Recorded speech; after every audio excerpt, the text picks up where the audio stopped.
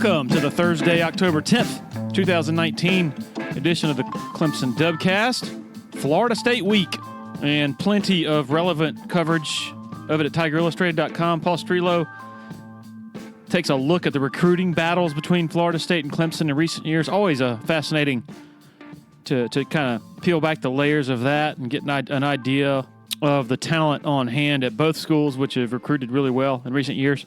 Also wrote a story yesterday sort of comparing Clemson's era of current dominance in the ACC and beyond with the utterly brilliant era under Bobby Bowden at Florida State, not just from 92 to 2000, but also previous to that. It's really amazing they only have two national titles, but that Bobby Bowden only has two national titles, but becomes less amazing when you see the just brutal non-conference regular season opposition they had to face with Miami at its peak, Florida rampaging under Steve Spurrier, also Notre Dame in there. Jeff Scott noted to us earlier this week that it'd be really fascinating to see what might have happened had the playoff been in existence then, because surely the Noles would have had more shots at winning trophies. Our title sponsor of the Dubcast from way back in the beginning, August of 2018, Parham Smith & Archenhold Law Firm in downtown Greenville. Blake Smith, a good friend of mine, he's been representing plaintiffs in medical negligence and other personal injury cases for over 15 years. Blake serves on the advisory board for the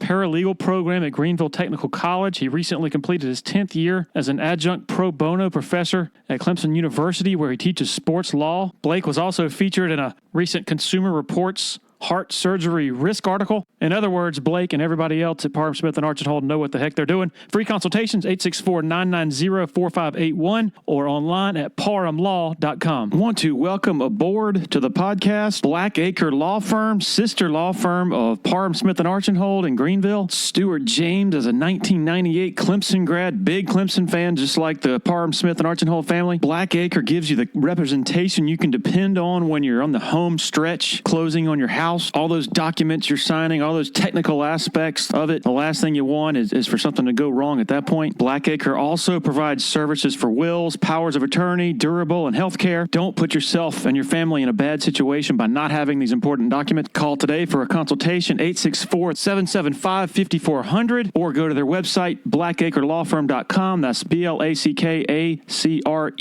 lawfirm.com.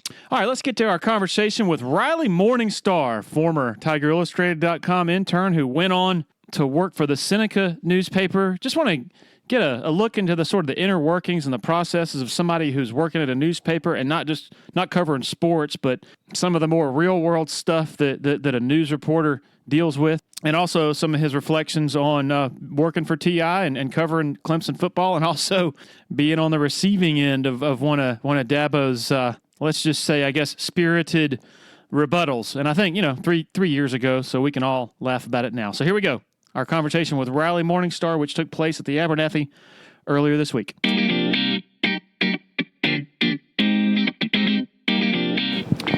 Okay, joined by my man, Riley Morningstar, a name that would be familiar to TI subscribers who love the last names of a lot of the interns that we have.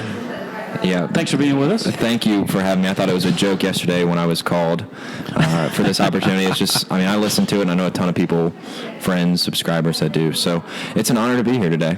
Yeah, I thought, we don't have any standards, like as far as you have to be a certain profile to be on here. I think a lot of people just like hearing good stories and the process behind a lot of what the media type folks do, and it doesn't even have to include media that cover Clemson. It could be media that maybe used to cover Clemson, and now you're covering like the real world for the Seneca paper, right? Yes, I am now over at the Journal in Seneca.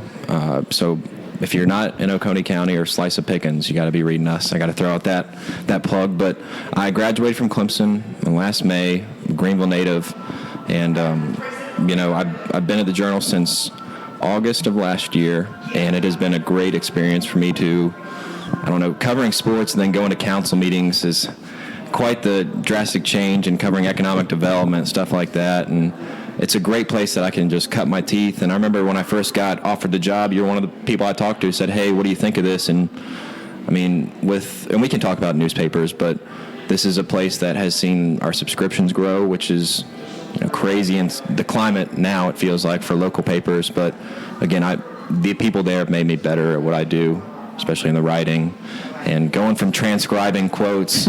Now it's just completely different now, and I'm just thankful for where I am, to be honest. By the way, if you're listening and you hear all this background noise, we are in the lobby of the Abernathy Boutique Hotel. They are kind enough to open their doors for us whenever we have local interview guests. It's a great meeting spot. So thanks to Gary Cohen and the folks here for making us feel for being so hospitable to us.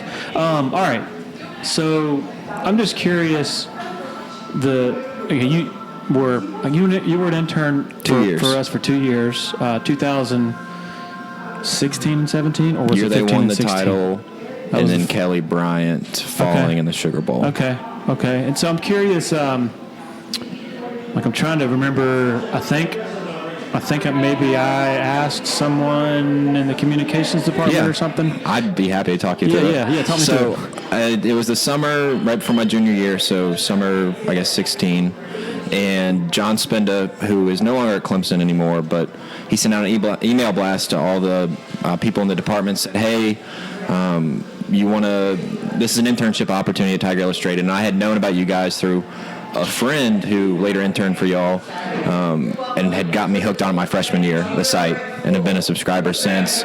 And just took that opportunity. We met, or you had me out for, I guess, a trial at the Reserve, the golf course? Mm-hmm. And probably one of the hottest days of my life. I think it was at least 97 degrees. But just did the interviews, and sure enough, got 2 years of experience from you guys, and turning quotes, getting to meet people, connect with other newspaper writers, and it's just a great opportunity, seriously.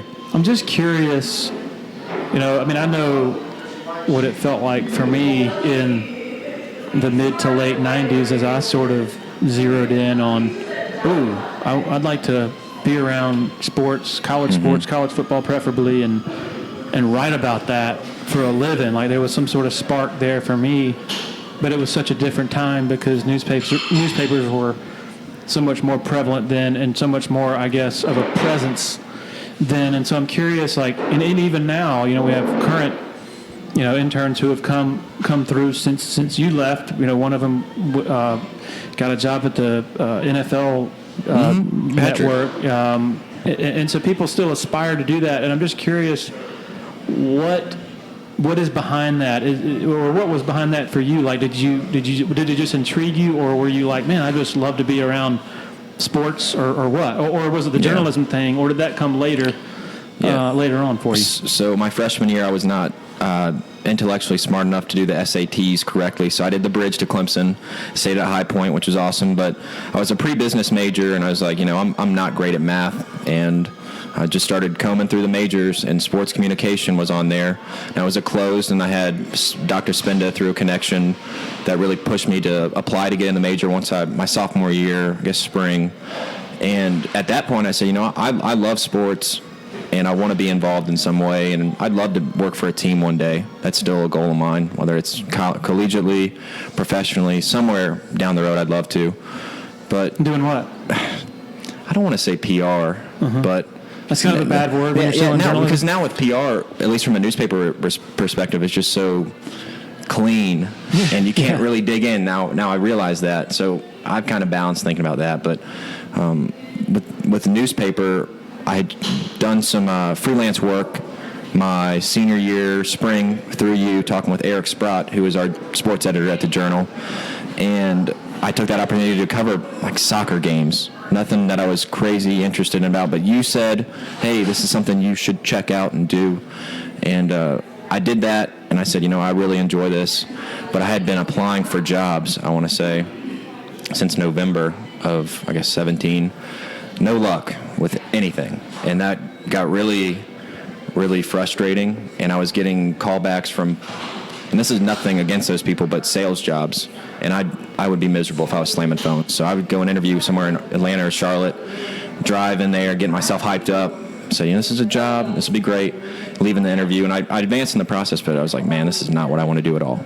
So crazy story. It's just, let me just say this. There have been a lot of people to help me get where I am now. I think it takes a village, just from you, Eric, Spenda, and Nigel Robertson, who is the longtime anchor at YFF4. He is teaching some kind of, I can't remember what the proper title is, but he comes and teaches a class a week in the Social Media Listening Center. And he said, hey, if you need an internship this summer after I graduated, you're welcome. I'll get you connected with the right people. So Brad Fralick and Julia Morris, and they were so gracious to let me do that while I was searching for a job, because I'd been told, hey, when you're applying for jobs, you don't want people to see a bunch of dead periods on your resume. So they're like, what have you been doing this whole summer? Nothing. So I'd go in Thursday through Saturday, do TV work for them, and it was never live. And I'll say this, I was horrible. Horrible. How so? I don't know what it was. I have no problem doing a social media spot, live news with our Facebook page and stuff like that. But on camera is what you do? I don't have any problem with the cell phone, but when I get in front of a prompt and they would just do these practice run-throughs, I was just terrible. I mean, I'd stutter through it, and it got really frustrating. But they were great, Julia and Brad, and they taught me how to use Premiere Pro for the news side of it, and I was like, hey, this isn't what I want to do. And their schedules are crazy at TV. I mean, that was not appealing at all. And I go on vacation late July with my girlfriend's family, and I think I'd hear from you saying, hey, you should really check this out as well. I think it was you, but Eric also forwarded me that they had an opening at the Journal for a news job. I applied that week, first week of August. They called me in for an interview, and I got offered the job. So it's just crazy to know how many people have helped me get where I am. Family, friends, mentors like yourself. I'll say grateful a lot, but I mean, it's just, I'm happy to have a job that my major connects to, because I have a lot of friends or know people from the department that I graduated from that are doing like logistics jobs, and that's great for them, but for me, I would be miserable doing that, just honestly. It's interesting how, Clemson has never had a quote-unquote journalism school, and traditionally most of the media types in the state have come out of South Carolina, which has always had a journalism school, and a good one. So I'm curious, we mentioned Patrick, who went on to the NFL Network. Plenty of people have gone on to sort of high-profile jobs out at Clemson. What does it look like? You mentioned a social media listening center and all this stuff. Heck, I remember when I was in school, my senior year, one of the things they taught us in 1997 was how to do a internet search. It was seriously, this is pre-Google. Oh my gosh. I'm dating myself, but it has evolved so much since then. So I'm wondering, what is the communications department, how are they teaching you guys? What are they teaching y'all? What does the modern face of that look like now? It's a completely different breed. One of the things that they do push is the crisis communication, which will be I think they have a good public relations club here, and really trying to push that aspect of it. Organizational communication. It's weird because I never took a class to teach me the AP basics, a style book, and I felt I was really behind when I took that, when I have the job that I have now. But people have taught me, hey, this is the right way to write concise and correctly. And it's hard to talk about sports comm because it's all about connections, is I think what they really try to tell you, and doing the right thing and talking to the right people. And a lot of it is luck. And I've had people talk to me and said, well, why are you a reporter and you went and got a degree at Clemson? I said, I would have loved to have gotten a journalism degree had I known what I was doing at the time from South Carolina, but I wouldn't change a thing now where I am, and they've got great teachers and talent there. And you see him, the state, with Avery Wilkes. He's a young cat too, I think, and he does great work for them. And I don't know, the communications department here, I really like the people that got me to where I am today. It's just, I guess it's kind of hard to explain because it's not English. They're not teaching you write these correct grammatical essays, but bigger projects, scopes, academic papers. I don't know. It's weird because I think we might have talked about this before when I was telling you about the value of hey, go out there and tell this newspaper or that you'll go cover a soccer game or whatever. That when I was coming up, whatever I learned in journalism school that was valuable, it was exceeded significantly by just the practical experience of going and working at a newspaper on a Friday night, covering a high school game, and learning like on the fly, like how to write a story on deadline, how to keep your own stats, and very, very stressful. And so you're going to learn more out in the field in your first, couple of weeks of doing that than you will over 4 years of whatever you're studying in college, right? No, I'm lucky to have our paper prints Tuesday through Saturday, so it's still Monday through Friday work week, but they will hold for stuff, so it's not the Greenville News sending their papers up to, I think it's Knoxville or Nashville that they have to print, which is insane. So I don't have as tight of a deadline as some other reporters do, but with the Friday night, I'll still cover high school football games every now and then to help out Eric. I think I've done 2 or 3. But you have to keep stats by hand. When at Clemson, they're just feeding you every quarter, and they have a live. That was a complete shock to me. I was so stressed out sitting there at Christchurch last year covering West Oak football. And I was just sweaty, sitting there keeping a big legal pad of how many yards they gained on each run and keeping a stat. And you wanted in by 1 o'clock in the morning. And I was like, man, I got to get this done in 550 words. And that's something that the class can't, like you're saying, just because they don't have to. They don't have to teach you that. I mean, you have a paper due, but not, hey, this has to be in our hands for readers to have tomorrow. So that was a whole nother ball game for sure. So I guess you grew up a Clemson fan? Yeah. It's weird because I would love to cover the beat, so I can't say that, but yeah, I mean, it's probably not going to happen, but yeah, I consider myself a Clemson fan for sure. So what was it like, I mean, your first, when you start working for us and you're sort of learning, you have to be more, I guess, detached and objective and all that. I mean, that's always kind of a revelation the first time that you're around it, because you have your notions as a high school kid or a college kid before you enter that realm of, I'm sure these guys are just rabid fans and they get to write about the team they love, but it's really not that way, at least not for the people who are good at it. No, and it's not a glamorous job at all for you guys. I mean, yeah, they'll feed you, but I mean, you're in there, it's work, and people have to get there early for it, but I remember when I showed up at the reserve, and this is anything against the guy, I think you guys were doing a little intern tryout, if you will, and the buddy comes decked out in Clemson gear, and I don't know his name, and that's okay. He probably didn't know any better, but I came up dressed neutral colors, if you will, and I never wore anything with Clemson because that's just a pillar I get, and I don't want to get too high and mighty, but with how much people discredit the media, if you're not going to act professional around your peers and, I don't know, expect the same from them, then of course they're going to make fun of you and mock you and call you a fanboy. Yeah. I mean, it is what it is. So you've got to be, I don't know, integrity. And if it's something is dressing right, surely you can do that. But again, if you work for a radio station, then I understand. Or there's a one fan site that we can talk about, but I don't know. But I remember, I think one of my last days, you said, if you would have kept a journal about all the stuff you had seen on this beat, that could have turned out to be a great memoir or book. And looking back, I totally agree with that. And it's not, it's really nothing nothing personal against anybody who wants to show up wearing a jersey or whatever they want to do, or if they're just a fan, that's fine. It's nothing personal, but it's just my personal view has always been, we're not, like a doctor or a lawyer or a police officer.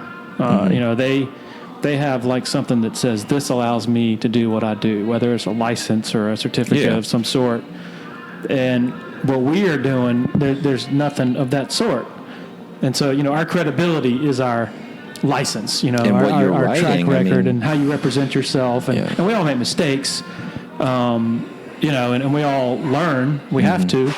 And so you're better now than you were when the first day you started at the Seneca paper, and I know I'm better than I was when I first got into the business, I guess 20 years ago or so.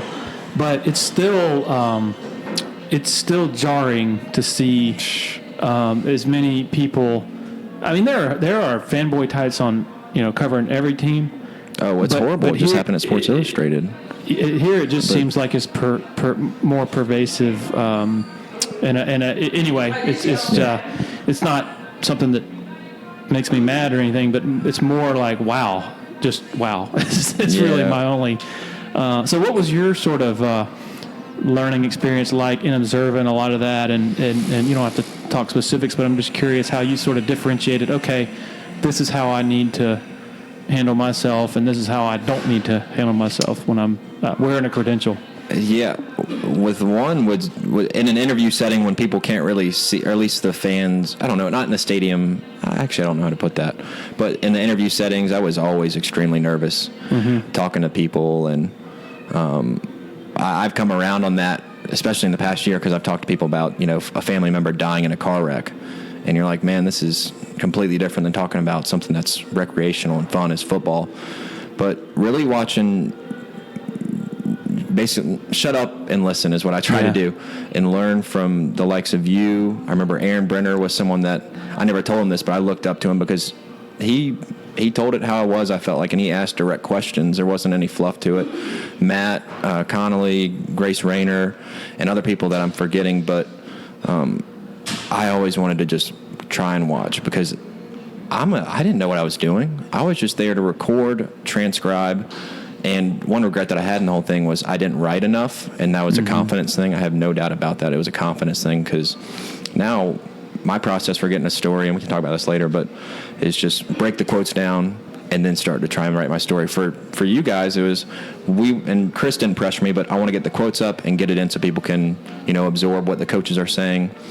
And but anyways, I guess this is all just watch and not try to be, I need to ask this question to be heard, or people need to know who I am. It's just making those connections away from the scene. And I guess for the people, the listeners, for their understanding of what we're talking about, sort of behind the scenes, transcribing is just basically after a game, your job, a big part of your job was recording what the coordinators said, and then going back up to the press box and actually writing out almost all of what they said instead of sitting down and writing an actual story. So and there's hard parts to both. I mean, because when you're trying to transcribe a 12-minute interaction between a coach and reporters after a game, and you're supposed to do it as soon as possible. That's pressure in its own right, correct? Yeah, and there are different coaches that talk at different paces. So, for Tony Elliott, who just seems extremely smart in what he does, and he's very successful. But man, I would have to rewind everything because when he starts, he goes and gives very detailed answers. So that was always one when I got to the 15 minutes of Tony Elliott, I was like, man, it's gonna take a little bit. But it was a great opportunity to, whenever you get your name on something, I felt like that's something I can point to. That's my work. And the coaches say really insightful stuff here. And looking back and seeing how other colleges operate, when you get one coach a year, an offensive coach, you get them one time the whole year. And, this is nice here with getting coordinators every week and every game. So that was a great opportunity and something that I think is fair to say that's rare. If you have a current intern or something who's about to start, who asks you what it's like, what preconceived notions they might as well get rid of going in, what would it be? Don't expect to do anything after the game for about 2 or 3 hours because it's work. And I would say just pay attention because that's something that I had to learn from you. I felt the need to check my phone for everything, even though I was right there. Why do I need to check my phone when I'm right there? And I'm still guilty of doing that, even though I'm not in the press box. I do it at home or somewhere. But pay attention and just learn from the likes of professionals because, your friends are like, oh, you're sitting in the press box. That's so cool, and it is. It's really cool, but you also have to remember, hey, I'm here for a reason. I'm not here to just watch the game and chill and eat, cookies and stuff. So remembering, hey, what is it? How is this going to help me get to where I want to and benefit TI or whoever I'm working for and myself? Because I had a great time working for a place that I consider to be the best at what they do, from you, Chris, and Paul, who I get to talk to a good bit. So I guess just pay attention.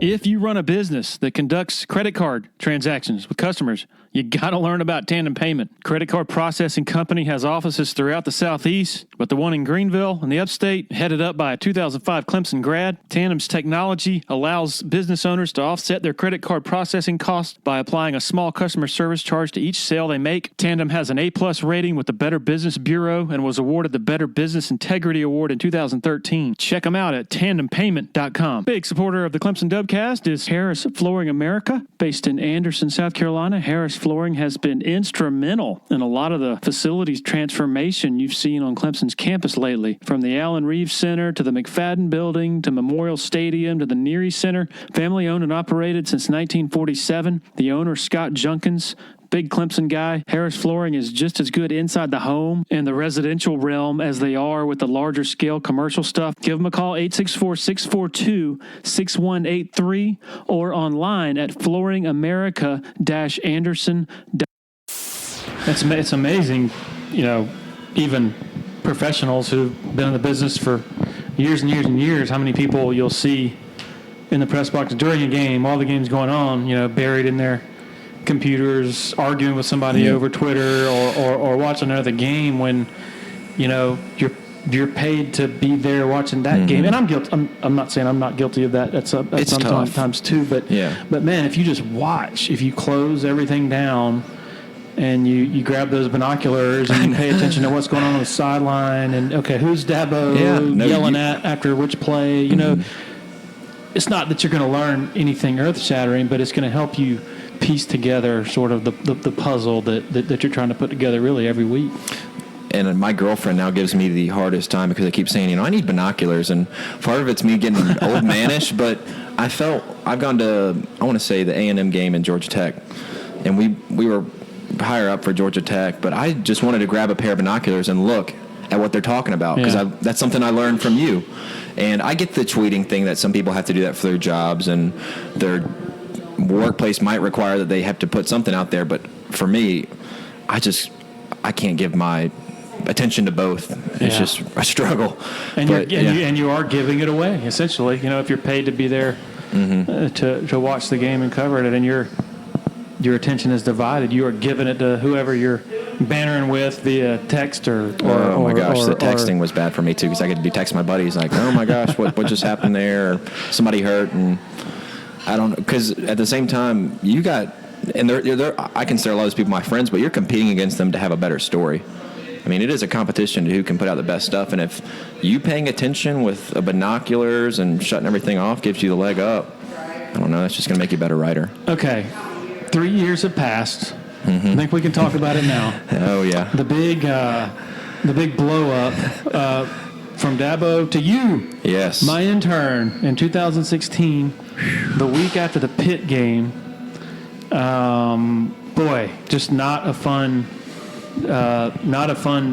time, I guess. A fun day or two. Yeah, it was. So, and I'll say right off the bat, 90% of that was my fault for throwing an intern out there by himself and asking him to ask a question of a head coach like 4 or 5 days after they lose at home to Pitt. Anyway, all right, your recollection of it. Well, for context, I don't want to ramble, but stop me. So the week before, I did a little bit of research this morning. They had just played Syracuse. And Deshaun, it looked like on a run, and it came out as a bruised shoulder. That's what he had. I got the stats in front of me. He ran 7 times, 39 yards, and a touchdown. Yeah, this is me learning. You're reporting for this podcast. Yeah, just have a little notepad in front of me. And then the next week, played Pitt. Weird game. Obviously they lost by a point. I want to ask you, though, do you remember how many times Deshaun threw the ball that game? It was like 50-something, right? 70 times he threw the ball. He threw the ball 70 times? 52 of 70, 580, 3 touchdowns, 3 interceptions. Super weird stat line.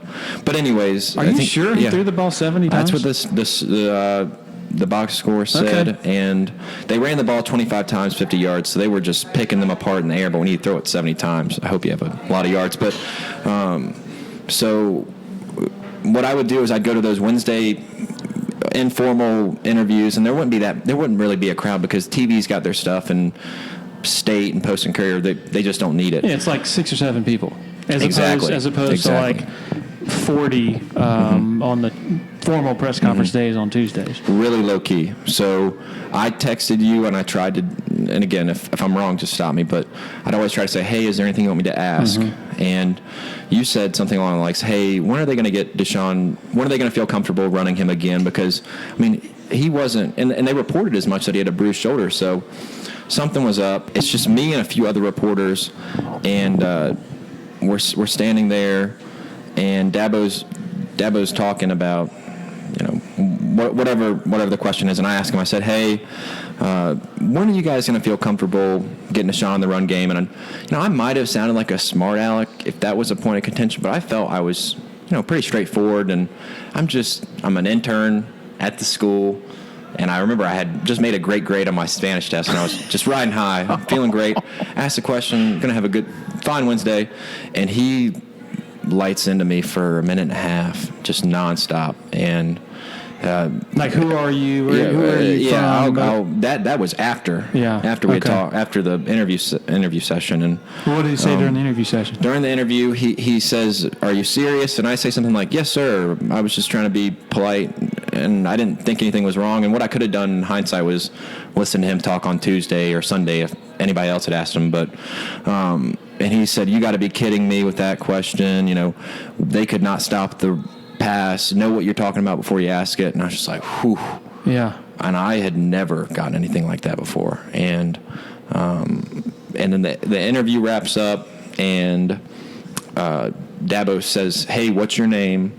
Tell him my name. And I was like, whew. I'm walking out in the driveway of the indoor facility. This happened at the entrance. And talking with another reporter, and he says, "Man, I'm sorry that happened. It happens to all of us. We usually get, chewed out, or, that it just happens." And he says, "Keep your head up. It's okay." And I walk out, and he says, "Hey, there's Dabo now." And Dabo is in his truck. I thought it was a big truck. And, when you go out of the Jervy lot, it splits into the left side of the parking lot and the right. And I'm walking my car on the left, and he comes up and he says, "Hey, what kind of question was that?" And I am stunned. I'm like, "Man, just leave me alone."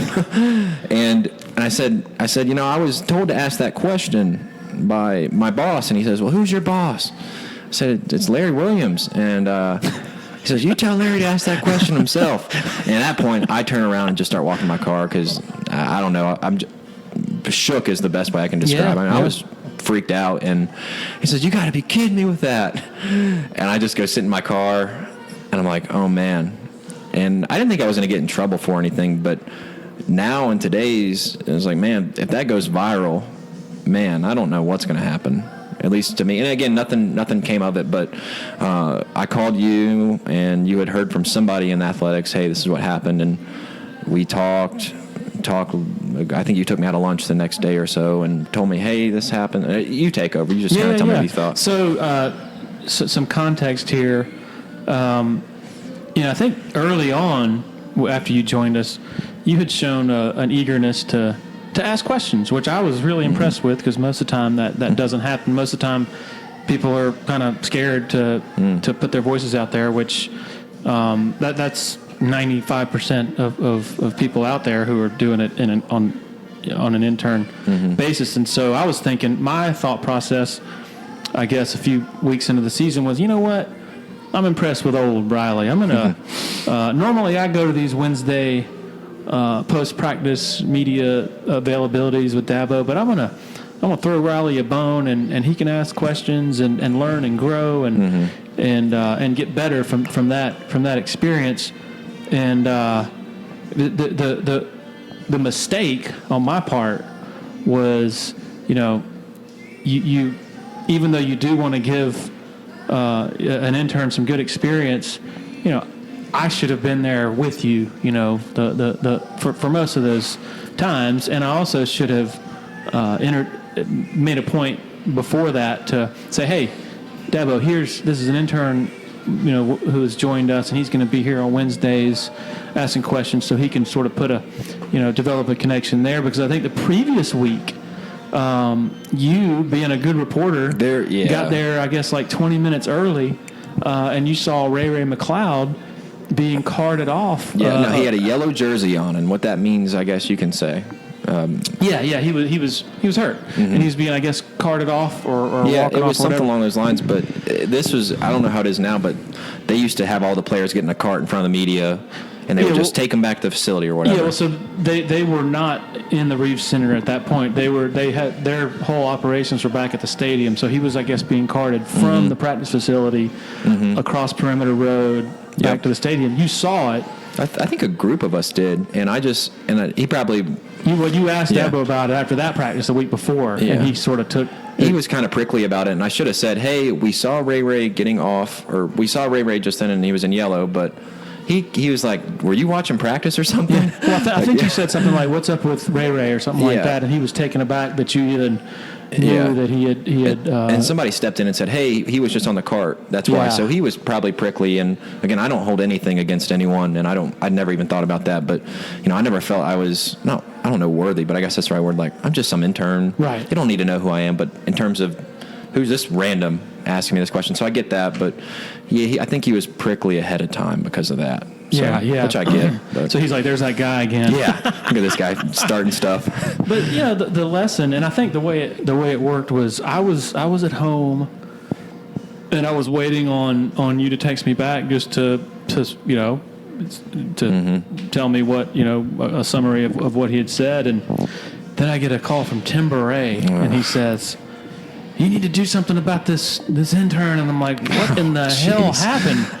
Dabo just went off on him. He needs to learn how to ask questions. And I'm thinking, man, Riley is like the least confrontational person I've ever been around, and it's yes sir, no sir. And so I just couldn't fathom how circumstances had happened to create some blow up. And but what I overlooked at the time was, hey, they just lost the game, and it's a high pressure situation.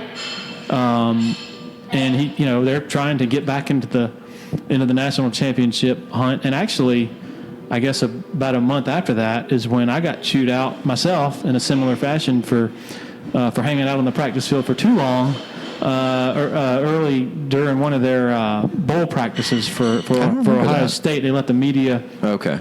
I don't think you were there, but they let the media come in and watch for like 20 minutes, and I was just sort of taking my time, walking off the practice field after that 20 minutes was up, and he went off on me, and so the point is that a coach and a team in the heat of a season, when Deshaun's in his last year there, Mike Williams is in his last year there, a number of other guys, this is the year for them to do it. You don't know when you're going to get back.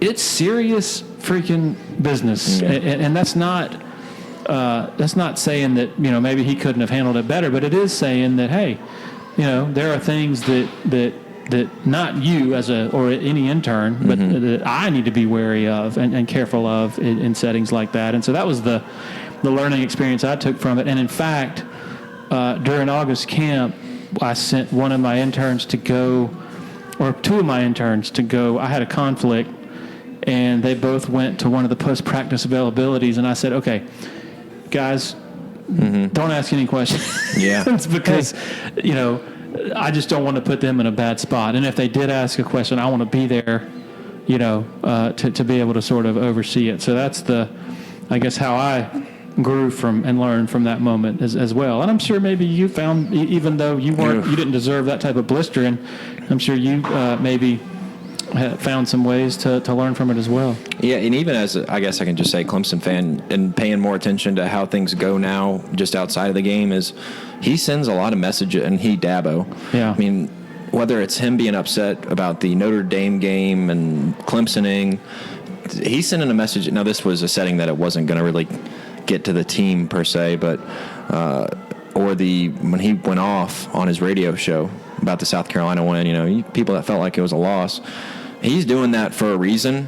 So I get that, but it was just, I don't know. I'm fine now. It made me, maybe it got me to where I am today. And doesn't bother me, but with this job, you can make mistakes in front of a lot of people.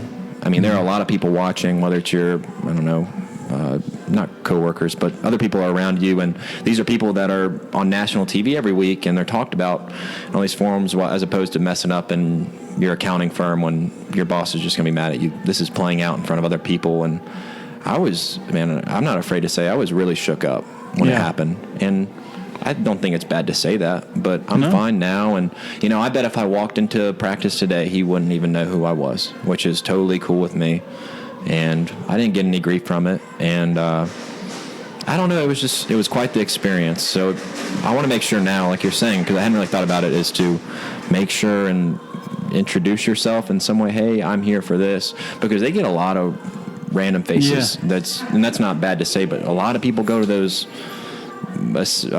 interviews and they're like, who the heck are these people asking us about this and that when we don't even know them? So it was just a learning experience and hands-on for sure. Yeah. All right. So what was it like to go from sort of the toy department of media sports to the real world actual work part of it, where you covered council meetings and cops stuff and things like that? It's different because where I want, they not a quota, but they would like to have you get out 3 stories a day, which when I first started, I said, man, that's a lot, and I have no idea how I'm going to do that. And sure enough, with briefs and crime and other stuff that happens, you'll get there. And I don't usually have a problem at all with that anymore. I did in the first few months of really trying to think, how am I going to stretch out, this council meeting and to get me to the next one.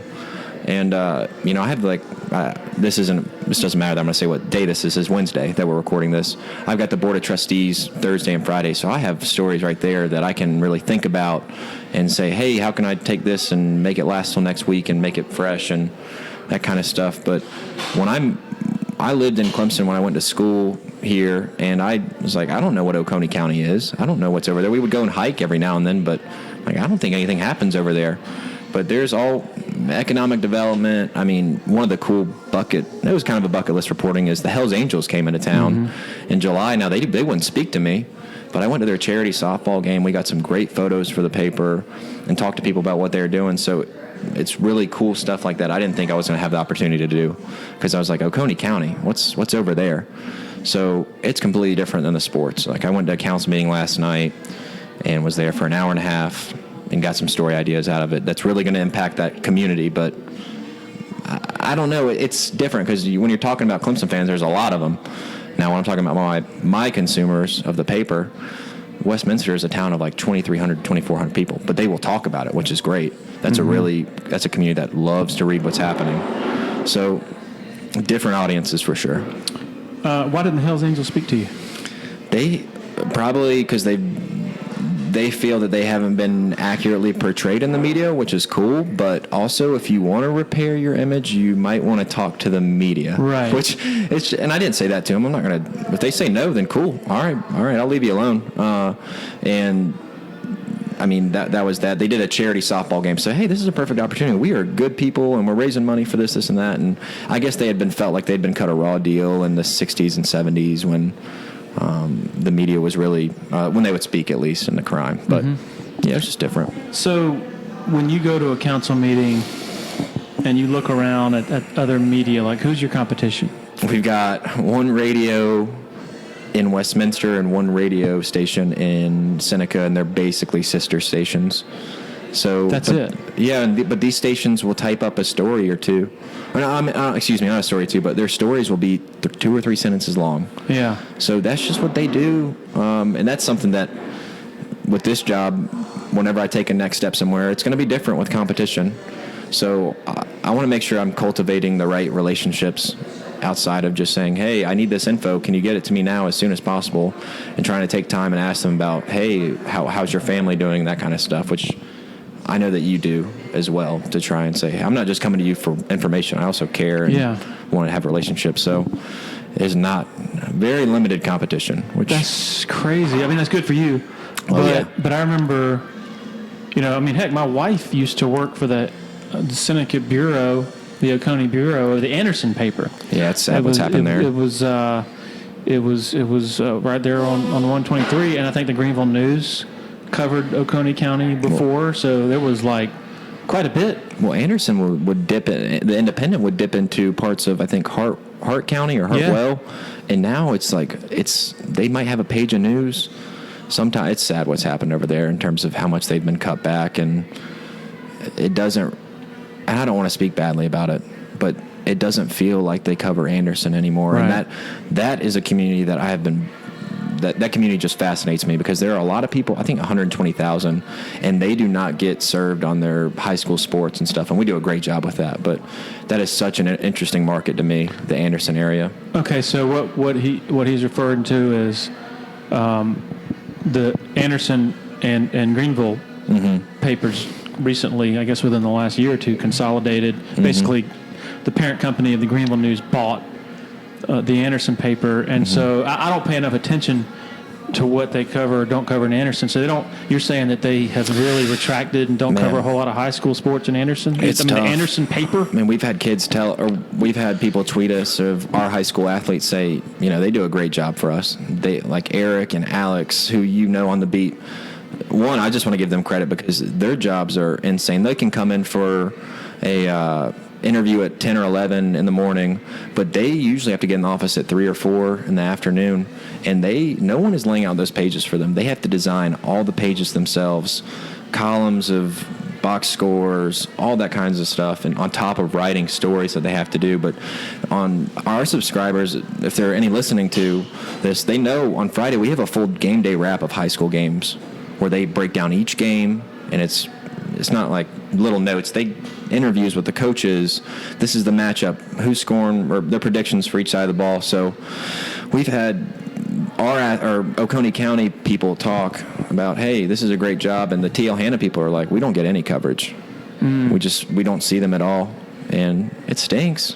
It's sad because there's a lot of stuff that goes on over there, and they just don't have the resources to give it the time, I guess, that they need. And y'all will go. We won't dip into Anderson. Okay. No, I would be interested in that, but we're good with really making sure we're getting our Clemson. Our Greg Oliver, he does a great job with Clemson, and I try to help. I have the university, and we do some SWU, Southern Wesleyan stuff, and all of Oconee. So it's kind of dipping into Pickens a little bit, but So it's fascinating. The newspaper industry in general is in a bad place. Everybody knows that. But some local papers with, in communities such as Seneca and Lake Kiowee and all that. Oh, yeah. You mentioned earlier, y'all's subscriptions are up. So I'm sure y'all have some of the same issues you can't avoid in the industry type issues. But otherwise, it seems like there is still a market for the traditional newspaper role in a community that's not owned by one of these sort of corporate blood-sucking giants that are sort of beholden to stockholders and things like that. Because they want to cut. Yeah. And they are huge on the online product, which that's great if that's your initiative, but it hasn't been working. So why don't we all think about what is working, and that's I don't want to say hyper-local, but people care what's going on in their communities, and then the people we have a hard paywall, so that means we don't give any stories for free, and I would love us to give one story for free, just so they can get a taste. But that's our directive, and that's great. But it's just it's hard to say what the state's bad, obviously. But why are we sticking to something that's going bad? Why are we not caring more about our local, what's happening in our school boards? And it sounds so, I'm 23 years old, but I sound like some old man when I talk about this. But this is something that happened a few weeks ago, that the county school board in Oconee pushed back their start date a week or two for the school year. And people were losing their minds about it. Now, that's not something that I think a TV station is going to cover. So I think there's a place for that. And people care what happens in their communities, which I think is great. And I don't think everyone has bias, but I don't think there's a big bias in local newspaper because for whatever reason that is, I think people just care about their communities. Like today, this is so random. I had someone reach out to me yesterday saying, hey, my wife went on to the Price is Right. We live in Seneca, and she just won a car and $25,000. would you want to talk to us about it? And I was like, yeah, I mean, it's a human interest, and I don't have anything crazy going on, so why not? And he was almost stunned that I wanted to talk to him, or that I was willing to. So I love when people reach out and tell me what's going on, even if it's not something that I will cover. It's something that I know in the community that's going on. So it's crazy, recently when, there's, a Clemson city council meeting and there's some controversial topic being discussed, and my friends and I are talking about it, on text chains or whatever. And traditionally, you would wake up in the morning and grab your paper and read about it. Whereas now, I mean, I need to, subscribe to the Seneca paper so I can learn more about it. Now it's like you're trying to find stuff online or going to the newspaper rack or whatever. But there's not as much coverage from as many traditional outlets, I guess. Yeah, because you got that little thing called an iPhone, and you can just Google what's happening here. But how are you okay with the 2 or 3 sentence brief? If that's good with you, then cool. But if you want a little bit more and people hear what people have to say, then I think there is a place for the traditional local papers. But it's grim out there. It's sad, and I don't have to particularly worry about it. But when you see, esteemed papers or institutions like Sports Illustrated just cutting, and then everybody's there knows, hey, what they're about to do is not going to work, so they're hollowing it out, and that's people I guess can read about what's happened there. But it's grim, the outlook, and you don't want to be like, well, you need to subscribe to your local paper, because that's not my job to be a talking piece. But I also feel like I know this now from this job, wherever I end up moving in life, I will make sure that I subscribe to the local paper of my town. Now, that doesn't mean the Times or Washington Post, but whatever town, I'll subscribe just so I know what's happening. But a great friend of the Clemson Dubcast and winner of the Clemson Area Chamber of Commerce Business of the Year Award, Founders Federal Credit Union. If you've been to a sporting event in Clemson, you've probably heard about Founders already. They are the official credit union partner of the Clemson Tigers, and all Clemson faculty, staff, and students are eligible for membership, as well as IPTAY members. Matt Gross is a proud Clemson alum and the vice president for the Clemson market for Founders Federal Credit Union. Membership at Founders has many benefits: great rates on loans and savings products, advice on investments and insurance products, and even a Clemson debit card available for any Founders member with a checking account. Founders Federal Credit Union is federally insured by the NCUA. If you're in Clemson, stop by and see Matt and his staff, 680 Old Greenville Highway, Suite 300, right next to the Walmart Neighborhood Market. Quick word about Uptown Realty LLC, headed up by Patrick Enzer, former sports writer who decided to get into the real estate game. Uptown Realty, locally owned and operated out of Sumter, but they serve the Eastern Midlands and PD area with the buying and selling of homes, commercial properties, and land. They also offer affordable new housing in the mid 130,000s from a local custom builder. Patrick is the sole owner and broker in charge. Grew up in Anderson, going to Clemson games, been in Sumter for 15 years, loyal Tiger Illustrated subscriber, loyal Dubcast listener. Website is uptownrealtysc.com. You said a few months ago when I saw you, I was asking how you liked it and all that, and you said, man, I got the bug. Like the news, sort of news hound bug, I guess. So explain how that went down. It's not an adrenaline rush, because it almost sounds dorky, but I love getting a scoop on something. Again, this isn't groundbreaking stuff per se in the state news, but locally I love knowing what's happening. And just, it's a weird rush in a way, and I know you get it from your sources and stuff like that, but it sounds so stupid, but being a gatekeeper in a way, I love when somebody can come up and say, hey, what's going on, and being able to explain this is why this is important. It's a weird, I don't know how to say it. I tell people all the time, I thought I told you, as much as things have changed with, you don't even know, I mean, you got people at ESPN losing their jobs. Like, there's no, like, as far as the traditional ladder or whatever, like, trying to get to the biggest paper or the biggest news organization or whatever, like, even there's not great safety or security in that.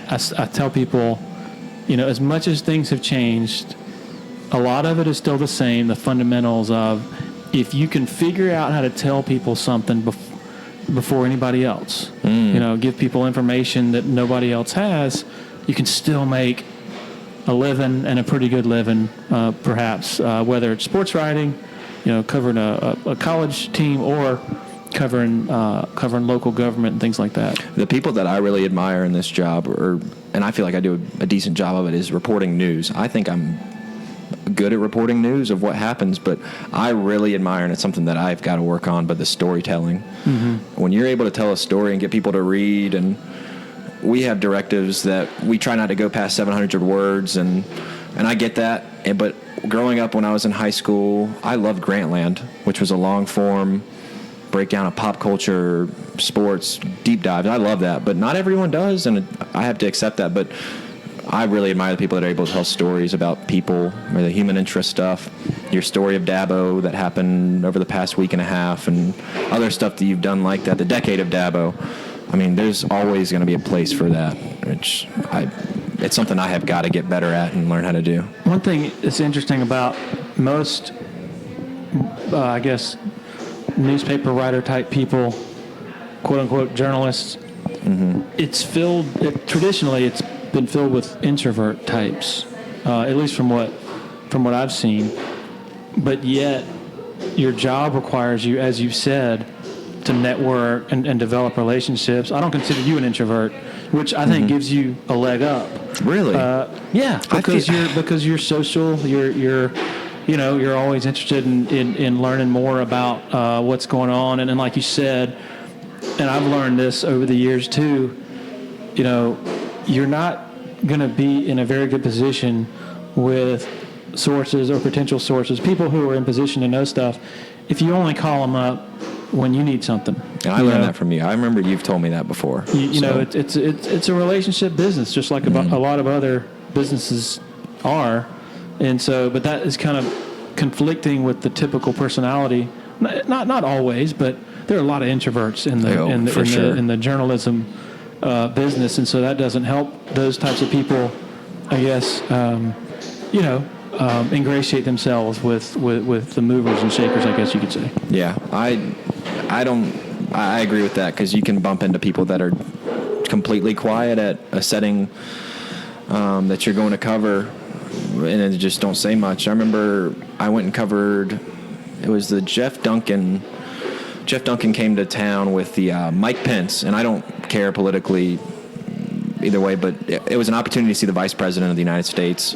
I said, yeah, I'll go cover that. I don't have anything else to do. I'll go over to Anderson and do it. And I'd go and I'd talk to a few fellow reporters, and they just wouldn't say anything. I was like, so how long have y'all been doing this for? And just quiet. And I said, okay. I mean, if they're just quiet, then that's their mojo. But I'd love to hear their story and learn how they got to where they are, because I love my job, but I'd love to hear what other people do at their jobs at their different outlets. And they were just quiet. And I was like, cool. That's just how you are. But I just sit there and I'm saying, how do they get the sources that they do? Because they do get info. But like you're saying, I don't think of myself as an extrovert, but I do like to talk to people and learn. But yeah, that's a good point that you make. What's the story you've done so far that you're proudest of? Proudest of? Or that made you feel the best? Like you just said, the feeling that you have when you have a scoop, something that nobody else has. You had it first. The Hells Angels stuff got a lot of pull online, and there was a lot of people saying, the Journal's stupid for covering the Hells Angels. They don't do anything bad. Well, they're on the terrorist watch list for Homeland watch list for a reason, and that was different. So that was cool getting to cover that. But a human interest thing that I was able to find was, for whatever reason, I do enjoy talking to veterans and being able to hear their stories. And anytime, so on Monday they honored Oconee County's only Medal of Honor winner, and he basically shielded his company from a grenade. Now, he died in 1952. We didn't get to talk to him, obviously, but I found his niece, and she was at the event, and they did the 21-gun salute, played taps, and that was awesome to hear the emotion that brings for a man that she did not even know. And that was really captivating. But on D-Day this year, again, I don't know how I couldn't even tell you how I got in touch with these people, but the woman's father was on the Normandy beach invasions, and she showed me the top secret map of the D-Day invasion they planned, and had it framed, and had all her dad's medals, and he survived. And I don't know if it's a history thing with me, but I was just fascinated to be able to listen to her tell that story. So you sometimes explain how when you're covering cops at night, you have a police scanner. Okay. Do you take it home, or how does that work? I'm on call. We all rotate. So I want to say now it's once every month I'm on call. So traditionally, you have a scan. I don't have emergency services anymore right now, but I have Westminster Police. So if they come up on a police report, like they had an armed robbery Friday. So obviously I covered that for Saturday's paper. But with the scanner, someone always has it at their desk, and if a lot of tones get out that a fire's happening and people are in it, then of course we're going to go, or a really bad car wreck will go, which, so this weekend I'm on call, and if it tones out if they're, taking somebody by helicopter to Greenville, then I'll go out and get a picture, or if they call the coroner, God forbid, and a structure fire with people in it, we'll go. And that's another thing, like local news. I mean, YFF has the Sky 4 helicopter, and they have the resources, but we're there. We can get there to like that. So that's, I think, valuable. But we have somebody that covers the sheriff's office, so that's really her deal.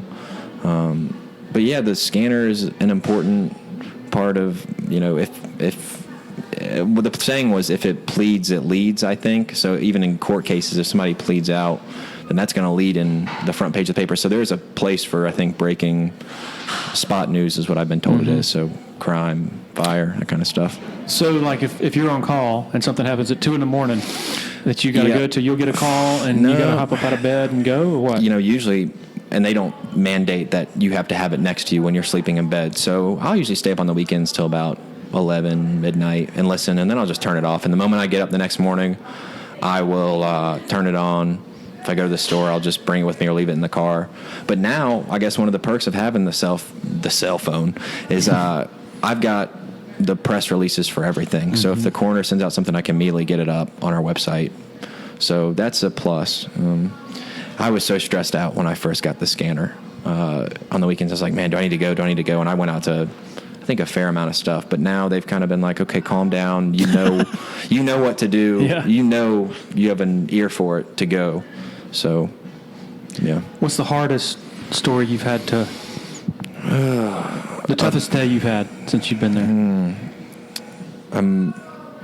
I don't know. Maybe it's bad, but I try to be really patient. But sometimes when people don't get back to me after 7-8 hours and I've been waiting to get something, then I can get a little impatient. But I try not to let them get that vibe. But maybe emotionally, it was, I want to say 9/11-ish. So not even a month into the job, there's this community in Seneca called Utica, and it's a mill hill. And essentially, I think all the mills left in the 90s.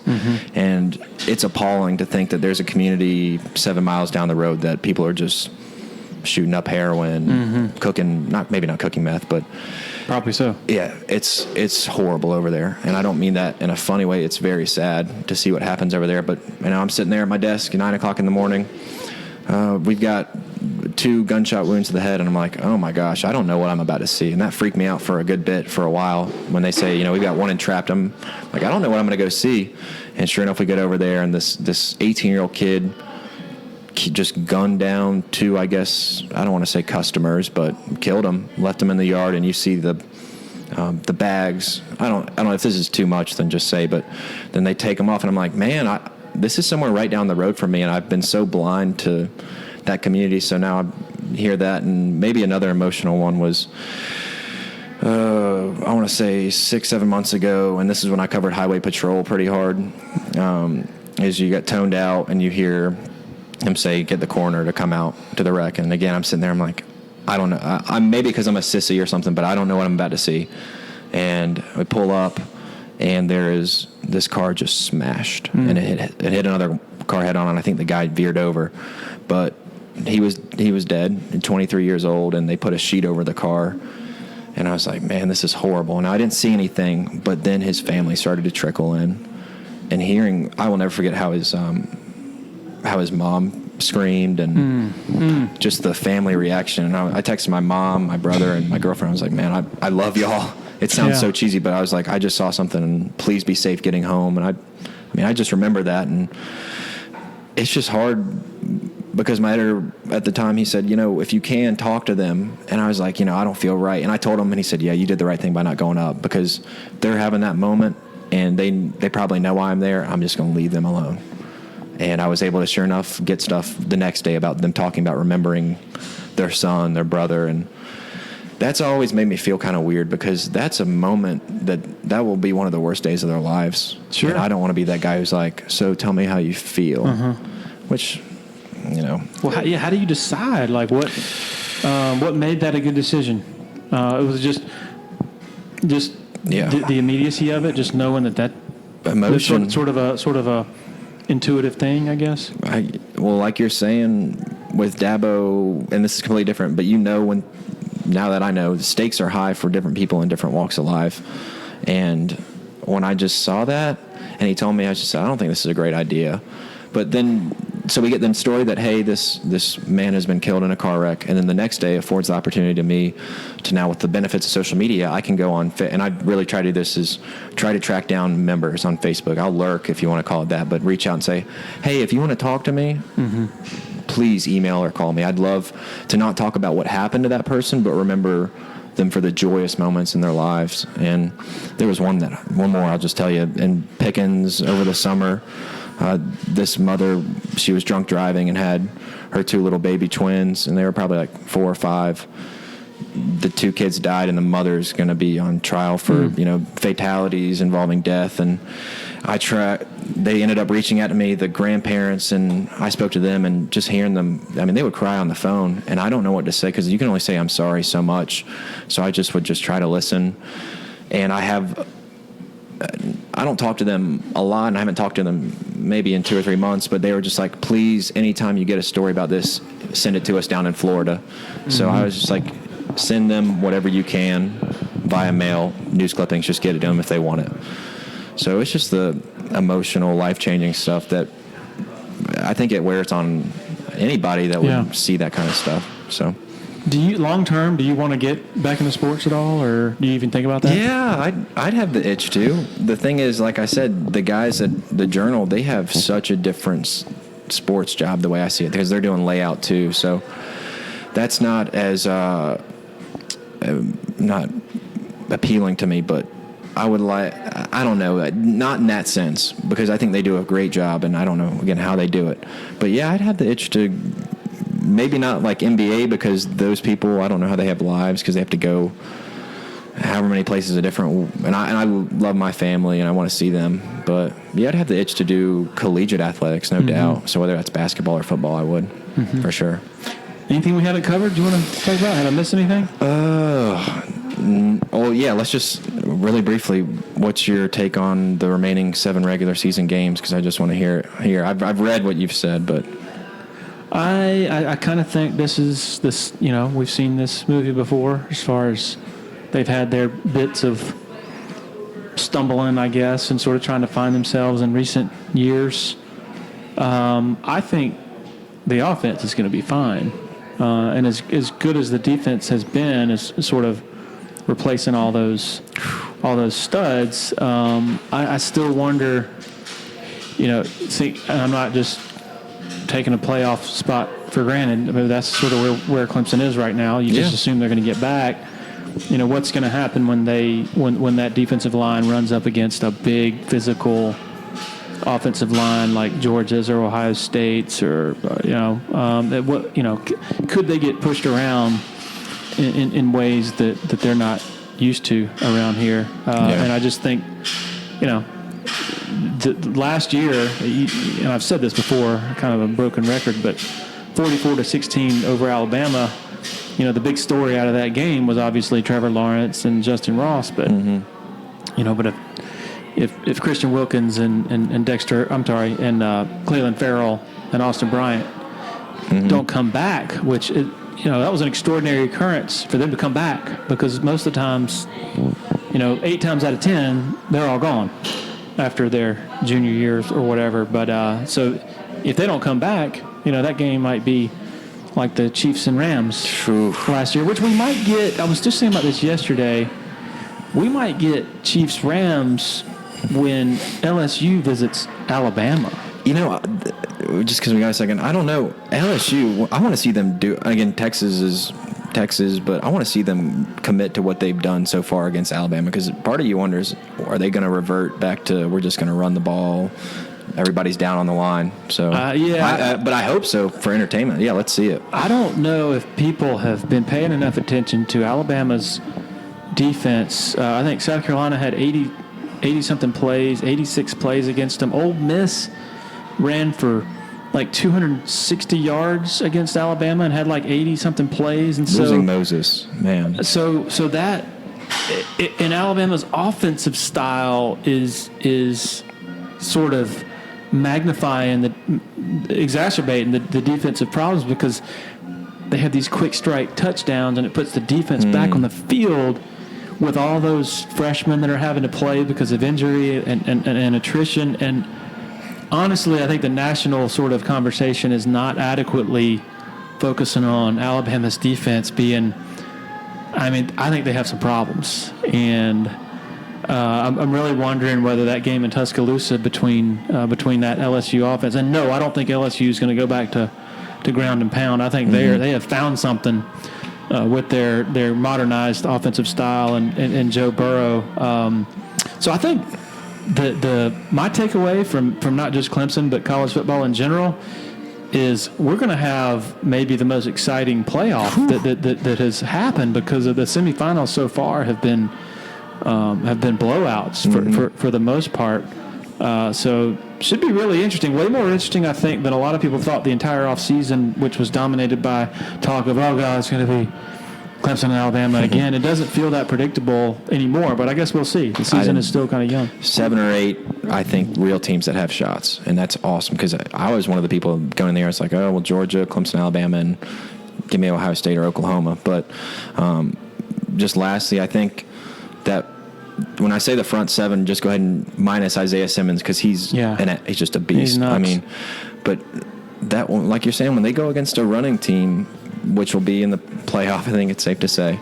But I would be concerned about that too because the guys aren't going to get taller and bigger on that line. Now Xavier Thomas is a stud, but can they bring it every play? But anyways, their offense, if Trevor and them pick it up, then they can balance it out. But it's going to be a ride, I think, this year, which will be great. Yep, should be fun regardless of what happens. So, Riley, thank you for joining us.